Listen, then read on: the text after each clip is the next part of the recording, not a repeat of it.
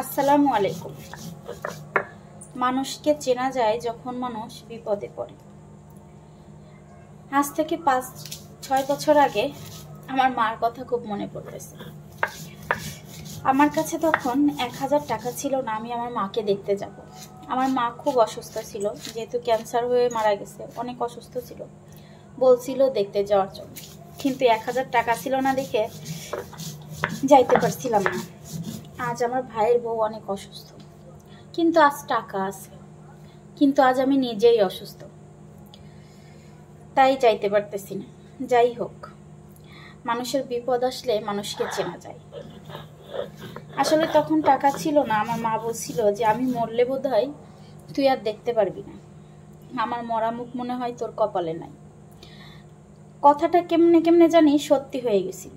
আমি যখন আমার মার মৃত্যুর সংবাদ পাই, তখন আমার মাকে জানাজা দিতে নিয়ে যাচ্ছিল। আমার জন্য দীর্ঘ 12 ঘন্টা অপেক্ষা করার পর আমার মাকে মাটি দিয়ে ফেলছিল, আমি দেখতে পারছিলাম।